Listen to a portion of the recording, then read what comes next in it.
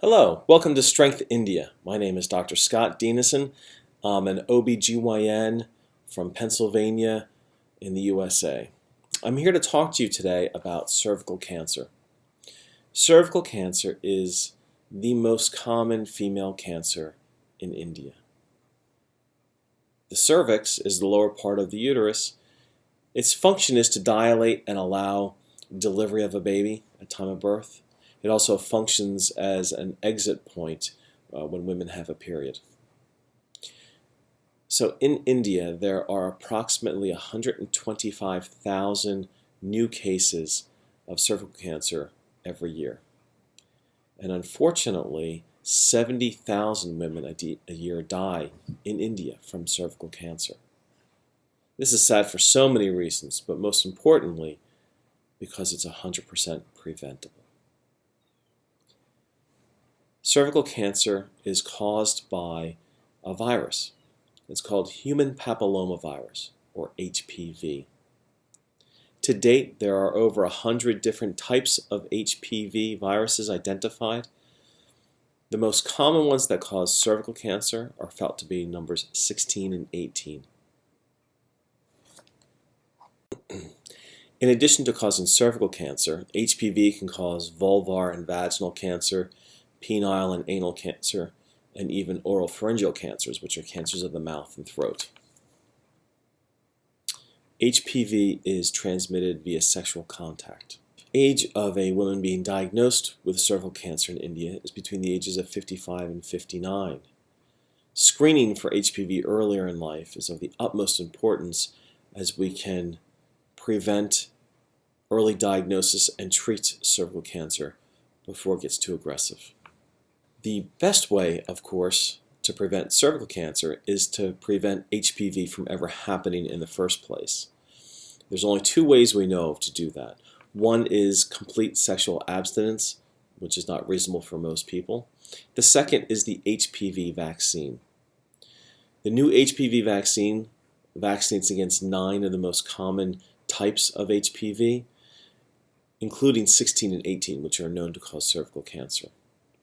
The vaccine is indicated for boys and girls from the age of 11 to 26, and the ideal time to get the vaccination is before someone becomes sexually active.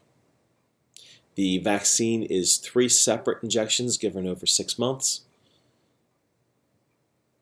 In a study of over 60 million vaccinations given, there was no serious adverse effects. The most common side effect was, as you would imagine, swelling and tenderness at the area of injection. Screening for cervical cancer is very effective in preventing cervical cancer from ever happening. There are 3 basic types of screening processes. One is an every year pap smear with co-testing for HPV subtypes after age 30.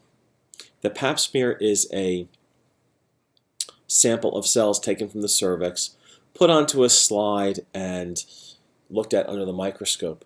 And this can tell if there are abnormal cells, and if there are abnormal cells, they can be treated before they ever become cancer. The second way of screening for cervical cancer is to do a visual test, painting the cervix with acetic acid, which is better known as vinegar. This turns abnormal areas white, and these areas can be biopsied and treated before they become cancer. The third way, of course, is to do a blood test at age 35 and see which women actually have the HPV in their bodies, and these women therefore are treated.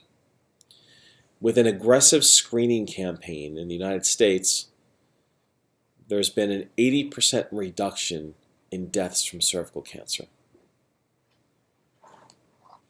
Are there ways to lessen the risk of HPV and thereby cervical cancer? Yes. Number one, limiting the number of sexual partners a woman has will decrease the risk of HPV and decrease the chances of cervical cancer. Also, using condoms on a routine basis lessens the chance of contracting HPV. Living a healthy lifestyle in general, not smoking, limiting other co-infections such as HIV, HSV, which is the herpes virus, All those increase your chances of having HPV type infections and cervical cancer.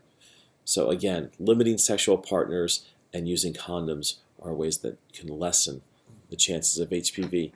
It is very sad that cervical cancer is the most common cancer for women in India, again, because it is 100% preventable. So what are the take-home lessons from today's little talk? 1, get vaccinated against HPV. Get your children, your boys and girls, vaccinated against HPV. If an entire generation were vaccinated, we could eradicate the disease. Secondly, limit the number of sexual partners that you have. Third, use condoms. And fourth, try and lead a healthy lifestyle. Here at Strength India, we're advocating for your health. We want you to lead a healthy lifestyle. We want you to get the treatment that you deserve and prevent the disease from happening in the first place. I'm Dr. Scott Dinesen, signing off for Strength India. Thanks for joining us. For more information, visit our website strengthindiamovement.com. Watch our weekly videos, follow us on Facebook, subscribe for our YouTube channel, and make the most of the knowledge what we are trying to share.